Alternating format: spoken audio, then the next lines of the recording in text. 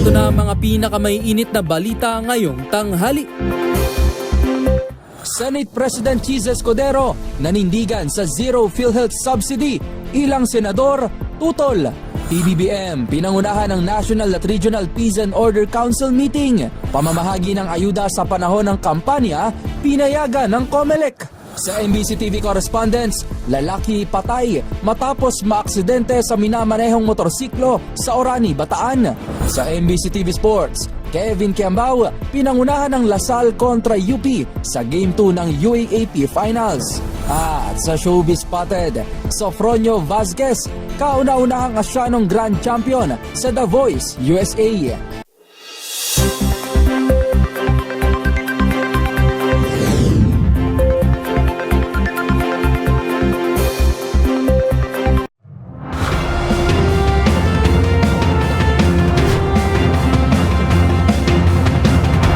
Bawat balita, makabuluhan. Bawat kwento, makapangyarihan. Boses ng Pilipino para sa Pilipino. Live mula sa MBC TV Studio. MBC TV Network News.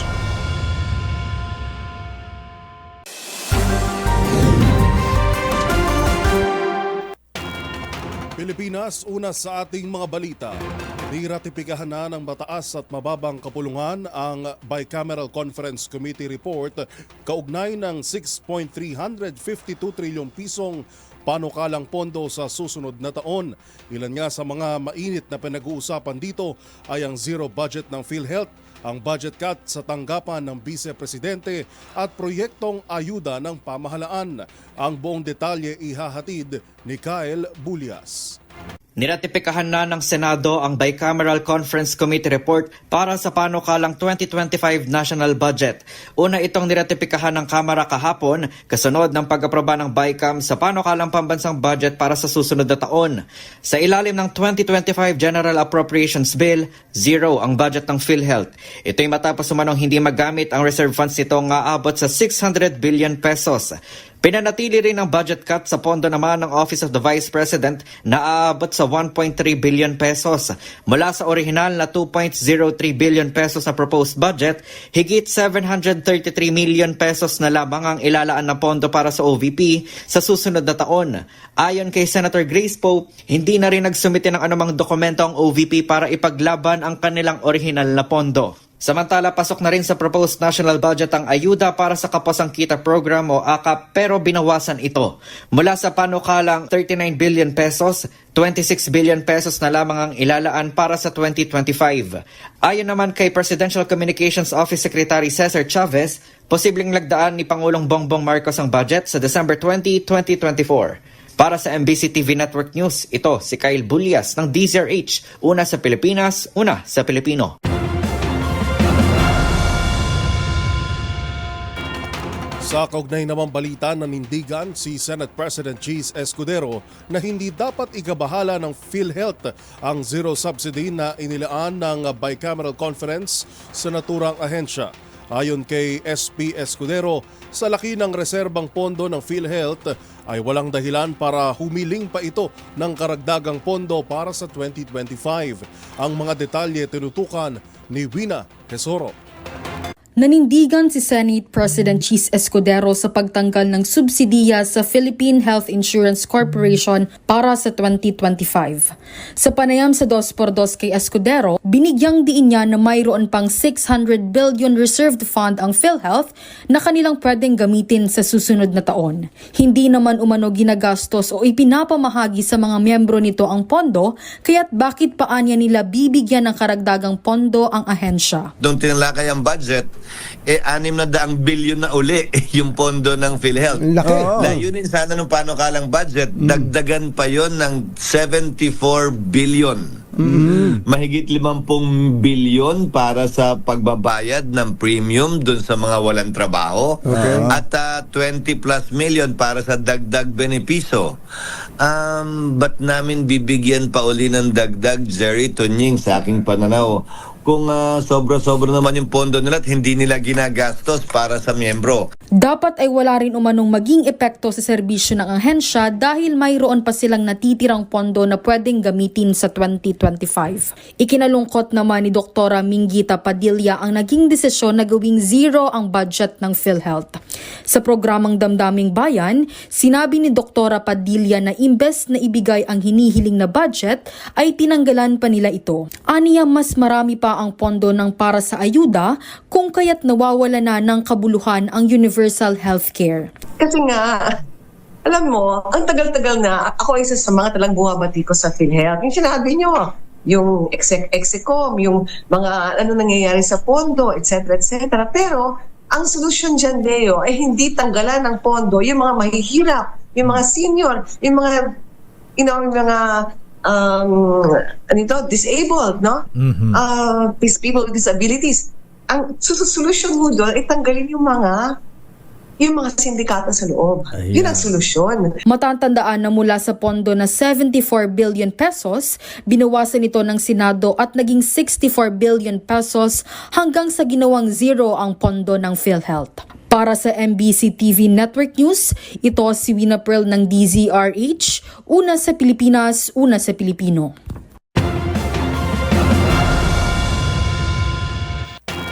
Sa pagtatapos naman ng Bicameral Conference Committee kahapon, mariing tinutulan ng ilang senador ang zero subsidy na inilaan para sa PhilHealth. Mula kasi sa hiling na 60 bilyong piso na katiting o ni katiting ay wala itong matatanggap na pondo matapos maisa publiko ang bilyon-bilyon nitong reserbang pondo na pinagdedebatihang ibalik sa National Treasury. Magbabalita si Raymond Dadpaas. Nagpahayag ng pagtutol ang ilang senador sa desisyon ng Bicameral Conference Committee para sa 2025 national budget na zero subsidy para sa Philippine Health Insurance Corporation o PhilHealth. Ayon kay Senador Christopher Bongo na siyang chairman ng Senate Committee on Health, hindi makatarungan na walang subsidy ang PhilHealth. Katwiran ni Senador Go, mga mahirap nating mga kababayan ang tatamaan ng desisyon na ito. Paliwanag ng senador, alam ng mga opisyal ng PhilHealth na may reserve fund sila na mahigit na 500 billion pesos, ngunit iba ang subsidy na ibinibigay kada taon. Mahigit 60 billion pesos ang hinihinging subsidy ng PhilHealth para sa 2025. We acknowledge that PhilHealth has still billions in reserve funds. Sabi nila 500 billion as discovered and discussed in 5 hearings conducted by the Committee on Health.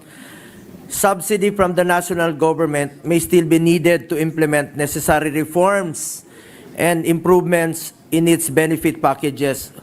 Huwag naman zero budget. Sa huli, ang mga mahihirap na pasyente na naman ang kawawa dyan. Hindi rin pabor si Senador Risa Ontiveros sa zero subsidy sa PhilHealth dahil ang maapektuhan nito ay ang mga kababayan natin na hindi nakapagbabayad ng contribution. Tinawag niya itong illegal at posibleng unconstitutional dahil may mga batas gaya ng PhilHealth Charter, Sin Tax Law at Universal Healthcare o UHC Act na nagsasabing dapat ay mapunta sa PhilHealth ang ilang bahagi ng kinokolektang buwis. Kagabi ay tuluyan ng niratipikahan sa Senado ang Bicameral Conference Committee report para sa 6.352 trillion pesos na 2025 national budget. Para sa MBC TV Network News, ito si Raymond Dadpaas, una sa Pilipinas, una sa Pilipino. Samantala sa iba pang mga balita, pinulong ni Pangulong Bongbong Marcos sa ikatlong pagkakataon ang mga kapulisan para sa Joint National at Regional Peace and Order Council meeting na isinasagawa sa Campo Crame. Ang pinakahuling detalye ibabalita ni Leth Narciso. Ms. Leth.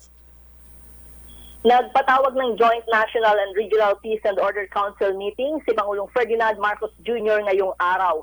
Bukod sa matataas na opisyal ng PNP at AFP, dumadalo rin sa pulong ang mga leaders sa iba't ibang lokal na pamahalaan, mga kinatawan mula sa akadim, iba't ibang sektor, religious leaders at iba pang stakeholders. Tinatalakay dito ang iba't ibang usapin hinggil sa insurgency, kriminalidad at public safety. Kasunod nito ay magsasagawa ng command conference ng Pangulo kasama ang matataas na opisyal ng pambansang pulisya at ilang miyembro ng gabinete. Inaasahang ilalatag dito ang sitwasyon ng peace and order sa bansa at ang magiging tutok na ng operasyon ng pulisya at militar sa paglaban sa insurgency. Kasama na rin sa pag-uusapan ang security deployment para sa magkakasunod na pagdiriwang ng iba't ibang okasyon ngayong taon hanggang sa unang bahagi ng 2025. Kabilang dito ang panahon ng Pasko, Bagong Taon at ang pagdiriwang ng pista ng Poong Nazareno sa Enero. Para sa MBC TV Network News, ito si Leth Narciso, una sa Pilipinas, una sa Pilipino. Maraming salamat, Ms. Leth Narciso. Sa kaugnay na balita, tiniyak naman ni Police Brigadier General Jean Fajardo, ang tagapagsalita ng PNP, na ang naturang council meeting ay hindi itinakda para magsagawa ng loyalty check sa kanilang hanay. Aniya, tatalakayin dito ang seguridad ng bansa mula sa internal threats, gayon din ang follow-up sa mga nakabinbin na high-profile cases. Narito ang balita ni Edniel Parosa. Pinangunahan ni Pangulong Bongbong Marcos ang Joint National at Regional Peace and Order Council meeting sa Campo Crame ngayong araw. Ayon kay PNP spokesperson, Police Brigadier General Jean Fajardo, ito na ang ikatlong beses na magpe-preside ang presidente sa Command Conference ng Kapulisan. Pero tiniyak ni Fajardo na hindi ito bahagi ng loyalty check sa gitna ng mga isyong politika sa bansa. Sa katunayan, matagal na umanaw nakaset ang security meeting na depende rin sa schedule ni PBBM. Sabi ni Fajardo, kasadong talakayin ng security sector ang sitwasyon sa bansa gaya ng internal security threats, update sa mga investigasyon, partikular ng high-profile cases, at update sa crime statistics, maging ang paghahanda sa papalapit na election period. Pagtapos kasi ng busy holiday season, opisyal na nga arangkada ang kalendaryo ng halalan sa Enero 12. Bukod sa presidente at senior leaders ng PNP, kasama sa pulong ang mga representante ng Armed Forces of the Philippines sa pangunguna ng AFP Chief of Staff General Romeo Bernard Jr. Maagang inilect down ang PNP headquarters dahil sa nasabing pulong. Para sa MBC TV Network News, ito si Edniel Parrosa ng D0H. Una sa Pilipinas, una sa Pilipino.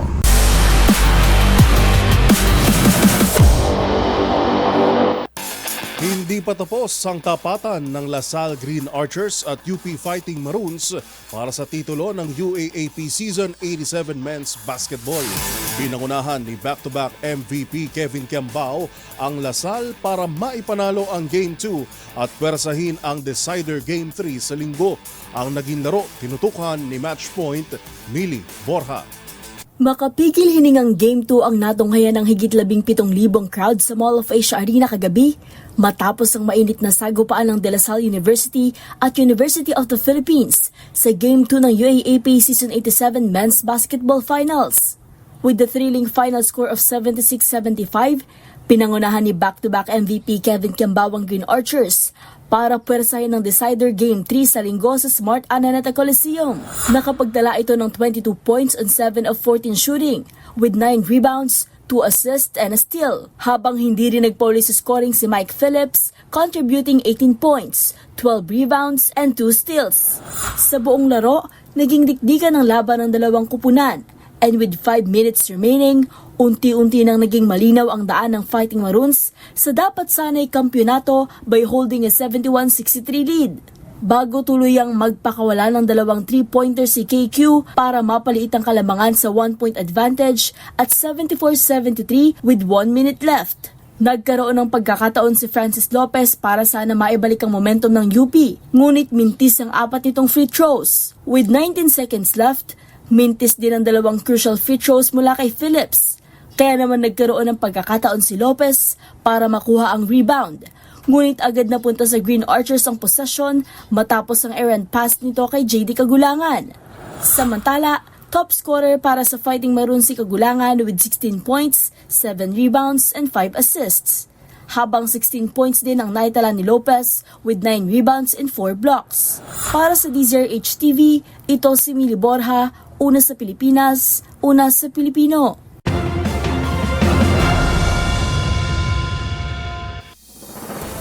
Ilan pa sa mga balitang dapat niyong abangan. Gusali ng dating ACT Theater sa Quezon City nasunog. 11.5 o 7,000 pamilya apektado ng pagsabog ng Bulkang Kanlaon. Yan at iba pa sa pagbabalik ng MBC TV Network News.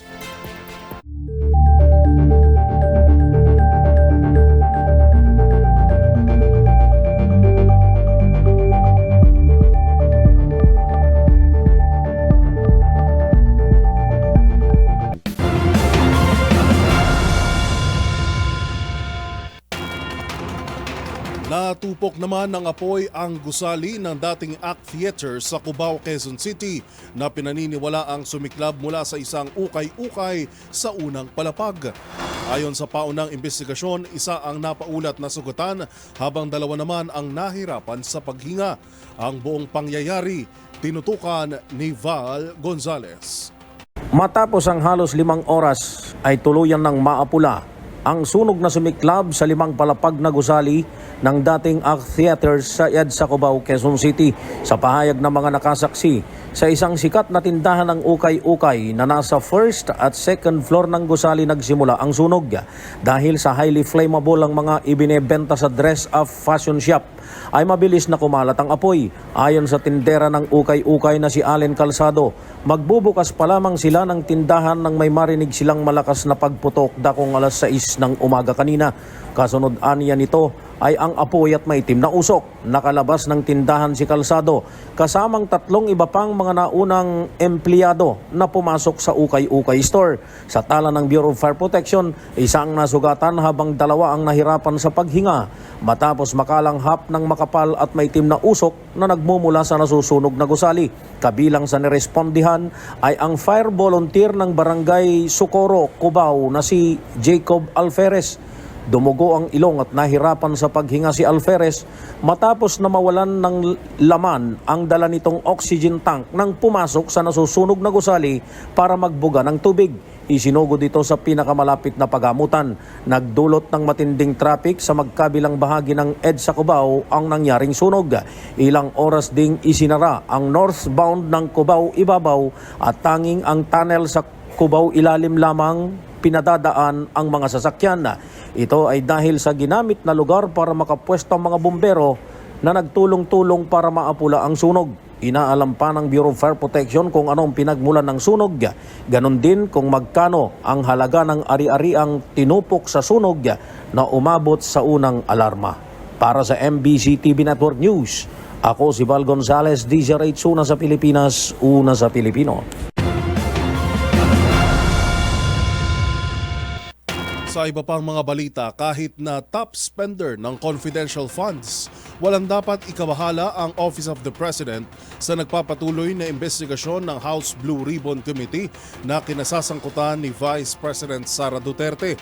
Paglilinaw ng isang kongresista, pasok sa obligasyon ng presidente na pangalagaan ang pambansang seguridad sa tulong ng sarili nitong confidential at intelligence fund. Narito ang report ni Milky Regunan.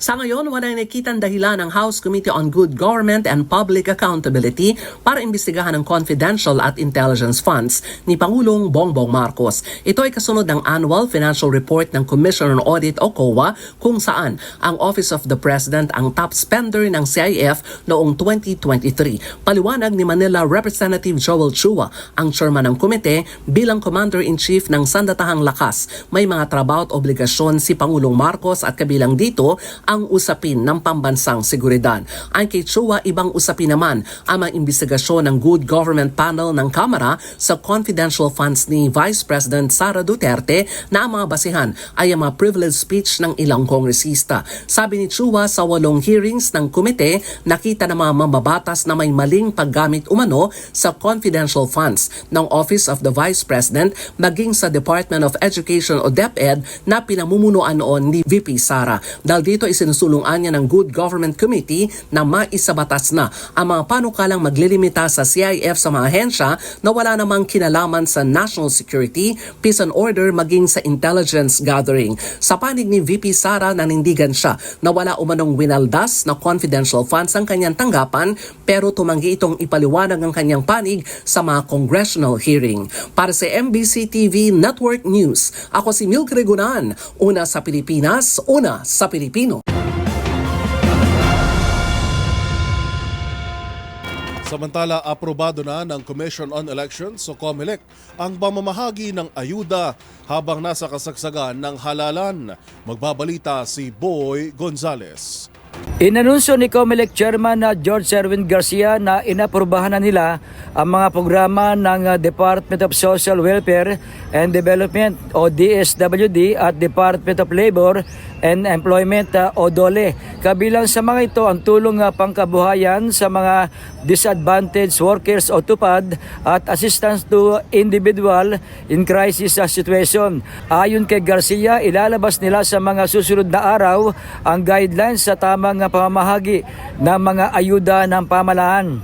May mga nag-apply na sa amin para sa pagbibigay ng ayuda at ang COMELEC po, tatandaan ng lahat ay hindi magiging hadlang para sa pagtulong sa ating mga kababayan, lalo na po yung mga mahihirap nating kababayan. Kaya lang, ang atin lang pong pakiusap sa mga ahensya na hihingi ng ayuda, sana naman po, ayusin po ninyo yung paghingi ng exemption sa amin. Kinakailangan specify mabuti, ayusin ang particulars para naman malaman namin kung yan ay gagamitin sa pamumulitika o talagang tunay na yan ay gagamitin sa pagtulong sa mga kababayan natin. Nais matiyak ng COMELEC na hindi magagamit ng mga kandidato ang ganitong uri ng programa ng pamahalaan sa panahon ng eleksyon. Para sa MBC TV Network News, ito si Boy Gonzales, una sa Pilipinas, una sa Pilipino.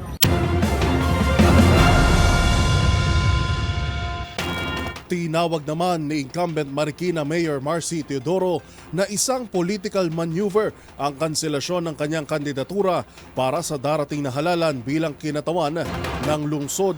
Pagtataka ni Teodoro, ginawa ito ng COMELEC gayong tinanggap naman ito ang kanyang voter registration transfer. Nagbabalik si Edniel Parosa. Political maneuvering kung ilarawan ni Mayor Marcy Teodoro ang pagkansela ng COMELEC First Division sa kanyang kandidatura para tumakbong kinatawan ng unang distrito sa Marikina. Ayon sa alkalde, kinilala ng poll body ang paglipat ng kanyang voter registration pero katakatakang salungat na naging hatol nito sa kanyang Certificate of Candidacy.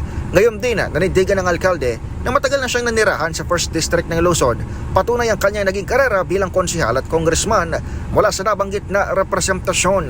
Nakatakdang maghain ng motion for reconsideration ng kampo ni Mayor Marcy 5 araw mula sa pagkakatanggap nila ng kopya ng resolusyon, lalo't hindi pa final and executory ang desisyon.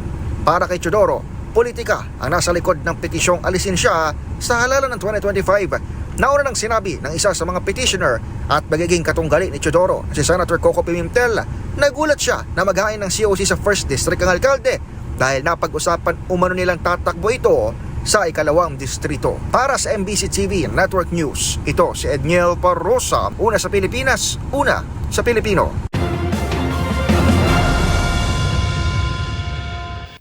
Sa iba pang mga balita, abot sa halos 11,800 pamilya o 40,500 individual ang apektado ng pagsabog ng Canlaon Volcano sa Negros Island.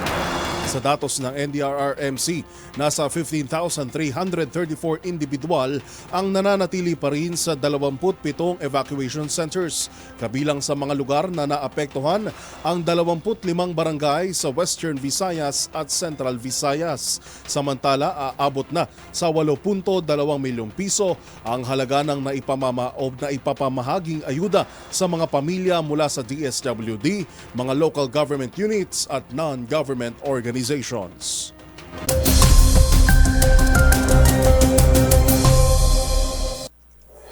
Sa kalagayan naman ng ating panahon, uulanin pa rin ang malaking bahagi ng bansa dahil sa pag-iral ng iba't ibang weather systems. Hanging amihan ang patuloy na magdadala ng light to moderate rains sa Cagayan Valley at Cordillera Region, maliban lang sa Abra at Benguet. Bagamat mas mahina ngayong araw, asahan pa rin ang thunderstorms na dala ng shear lines sa Aurora, Quezon, Catanduanes at Camarines provinces. Samantala, agad ding pinalitan ng Intertropical Convergence Zone o ITCZ ang easterlies sa katimugan ng bansa. Magdudulot ito ng katamtaman hanggang sa minsang paglakas ng ulan sa Leyte, Negros Oriental, Kalayaan Islands, gayon din sa buong Mindanao. Sa Metro Manila, asahan lamang ang tsansa ng isolated rain showers mamayang hapon o gabi. Sa pagtaya naman ng DOST Pag-asa, pansamantalang mawawala ang epekto ng shear line bukas, pero muli itong babalik at magpapaulan sa Bicol Region sa araw ng Sabado, habang mababa pa rin ang tsansa na may mabuong sama ng panahon sa loob at labas ng Philippine Area of Responsibility o PAR ngayong weekend.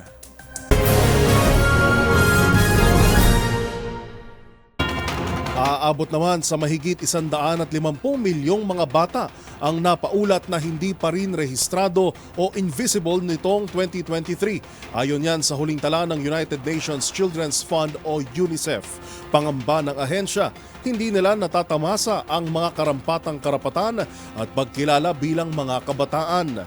Yan at iba pang napapanahong balita mula sa iba't ibang panig ng mundo sa loob ng 1 minuto sa Global Headlines Report ni James Galange. Balita mula sa Amerika.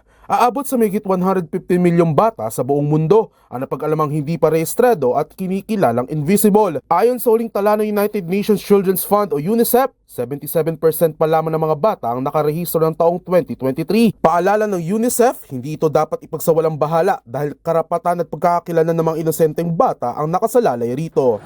Samantala, tumaas naman ang kaso ng sakit na malaria sa Africa. Ayon yan sa pinakahuling pagtaya ng World Health Organization o WHO, kung saan umabot sa 263 million cases ang sakit noong taong 2023, mas mataas sa mahigit 11 million kumpara sa naitala noong 2022, at ang karamihan pa sa mga biktima ay mga kabataan. Sa iba pang balita, pasado naman sa Thailand ang bagong panukala na bawasan ang utang ng bawat pamilya sa kanilang bansa. Ito ay bilang tugon sa lumalalang inflation at pagtulong sa mga maliliit na negosyante, habang tinataya namang nasa halos 2 milyon na mga individual ang maaring mabawasan ng kanilang financial burden sakaling maisabatas ito. At iyan ang 1 minutong hatid ang mga pinakamainit at napapanong balita sa iba't ibang panig ng mundo. Para sa MBC TV Network News, ito si James Galange, una sa Pilipinas, una sa Pilipino.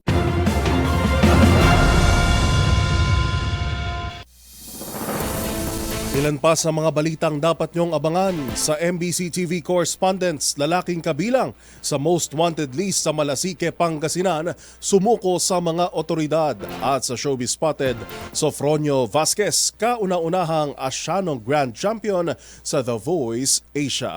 Lahat ng yan sa pagbabalik ng MBC TV Network News.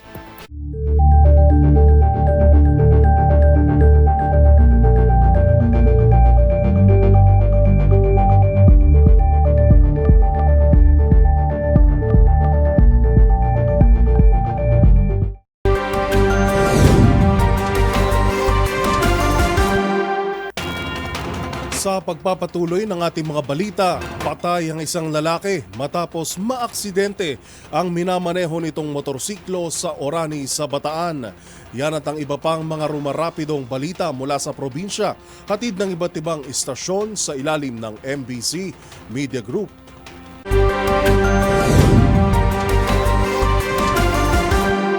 Patay ang isang nakasinggil motor na di kilalang lalaki matapos ang self-accident sa Roman Highway, Barangay Doña Orani, Bataan, alas 11 kagabi. Sa ulat ng Orani PNP, ang biktima ay sakay ng kanyang Suzuki Raider 150 na kulay asul na may plate number na 5622NY. Binabaybay umano ang kahaba ng highway at pagsapit sa nasabing lugar, bumangga ito sa highway na nagresulta nagtamo ito ng matinding pinsala at agad na isinugod sa Orani District Hospital, ngunit idiniklara itong dead on arrival ng mga doktor. Samantala sa mga nawawala na kaanak na di pa umuwi, magsadya lamang sa Orani PNP para sa iba pang karagdagan detalye.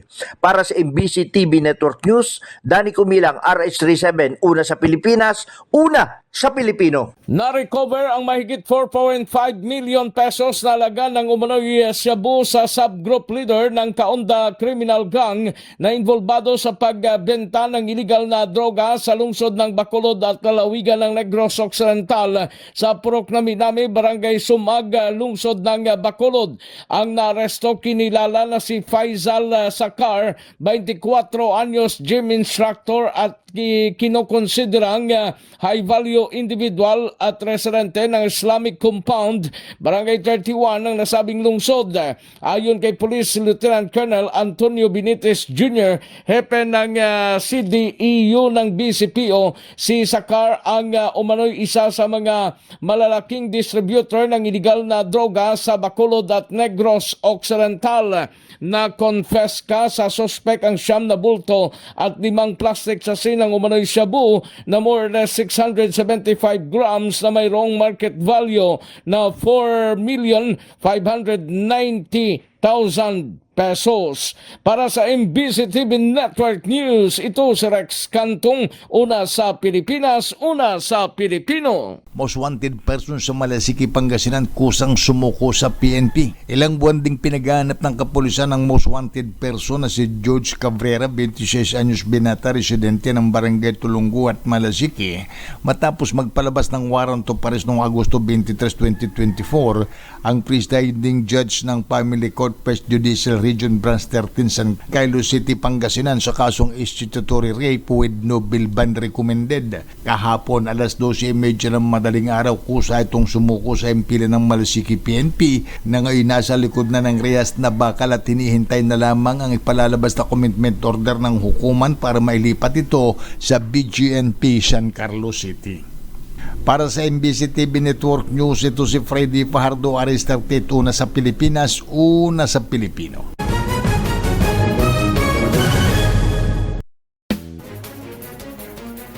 Ang sasakyan para sa ilang motorista ay tila laruan na pwede nilang damitan o ayusan. Ang iba pa nga gumagastos ng malaki sa pagpapakabit ng ilang disenyo o pagpapalit ng ilang parte. Ngunit alam ba ninyo na ang modification at customization ng mga sasakyan ay may limitasyon at ang ilan dito ay illegal na may karampatang parusa sa batas? Kung ano ito o kung ano-ano ito, alamin sa report na ito. Malaya ang may-ari ng sasakyan sa pagdidisenyo o pagpapalit ng ilang parte ng kanilang sasakyan sang-ayon sa kanilang kagustuhan. Mapapara mapaganda ang itsura o visual appearance nito o mapabuti ang takbo o ang performance. Maaari itong i-modify o i-customize ng may-ari. Isa lamang ang paalala ng otoridad na hindi nakokompromiso ang kaligtasan ng mga driver at pasahero sa mga pagbabagong ito. At para i-regulate ito, tinukoy ng Land Transportation Office o LTO ang ilang mga modification na ipinagbabawal sa Department Order No. 2010-32 na may subject na Harmonization of Motor Vehicles, Classifications of LTO and LTFRB. Nakasaad dito na ang mga pagbabago ng ilang bahagi ng sasakyan na nakakahadlang sa pagpapanatili ng kaligtasan ng mga motorista sa daan, kagaya ng axle modification, chassis modification, extended chassis or body, additional siding of dump trucks, extended overhang, change of rim size, at modification of handlebar and muffler ay mahigpit na ipinagbabawal. Dagdag pa rito, hindi rin pinahihintulutan ang mga license plate frames, pagkakabit ng blinkers at LED lights, at ng mga early warning device, at gayon din ang studded na gulong. Ang mga ito ay maaaring magdulot ng disgrasya sa daan at ang sino mang mahuli na lumabag dito ay maaaring patawan ng 5,000 pisong multa. Kukumpiskahin din ng sasakyan hanggang matapos ang inspeksyon at ipapatama o ibabalik sa may-ari ang binagong parte sa orihinal nitong forma. Kaya kung mayroon pa kayong nakitang ipinagbabawal na akto o kaya naman ay mayroon kayong reklamo, itag nyo kami sa DZRH. Hoy! Bawal yan!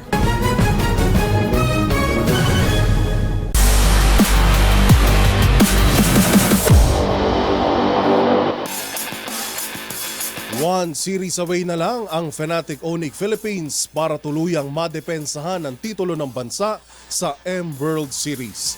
Aabante na kasi sa Grand Finals ang FNOC matapos talunin ang Indonesian Champions Team Liquid ID sa upper bracket finals. Ang mga detalye ihahatid sa atin ni Matchpoint Millie Borja. Nananatiling perfect ang record ng Philippine Team Fnatic Onyx Philippines bago ito tuluyang tumapak sa Grand Final stage ng M6 World Championship. Tinalo ng FNOP ang MPL Indonesia Champions Team Liquid ID with 3-1 score sa best of 5 upper bracket finals kagabi sa Malaysia. Matapos matay ang score sa Game 2, Agad nakabangon ng MPL Philippines champions sa ikatlong game sa pangunguna ni Duan Kel Rapillas with 6-0 KDA. Hindi na nagpatumpik-tumpik pa ang Philippine team at agad tinapos ang sunod na game in just under 15 minutes. Dahil sa panalong ito, umangat sa 6-0 ang score ng FNOC habang bababa naman sa lower bracket finals ang Team Liquid ID para makatapat ang Silango Red Giants. Gaganapin ang Grand Final sa December 16, araw ng linggo. At yan ang mga latest updates sa mundo ng sports. Para sa MBC TV Network News, ito si Mili Borja, una sa Pilipinas, una sa Pilipino.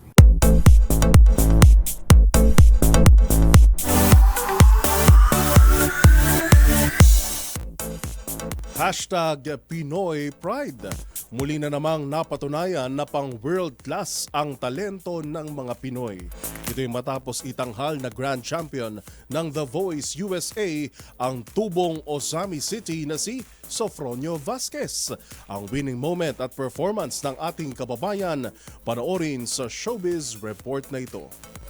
The winner of The Voice is Sofronio Vasquez! Dream come true para kay Sofronio Vasquez ang pagkapanalo sa katatapos lang na The Voice USA. Ang 32 anyos na mga awit na tubong Ozami City gumawa ng kasaysayan bilang kauna-unahang Pinoy at Asyanong itinanghal na Grand Champion sa naturang singing competition sa Amerika. Sa final round ng season 26 ng The Voice, pinerform ng ating kababayang bahagi ng team ni Michael Bublé ang kantang Unstoppable ni Sia. I'm so confident, I'm unstoppable today. At The Greatest Showman OST na A Million Dreams. Million dreams for the world we're gonna make.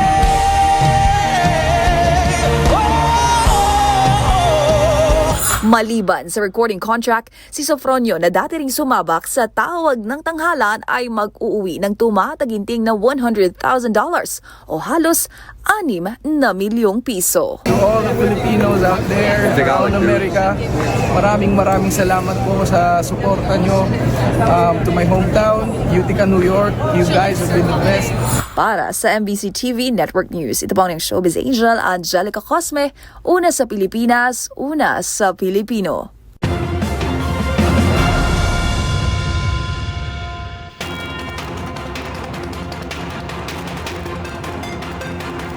At iyan ang mga nakalap naming balita ngayong araw ng Huwebes.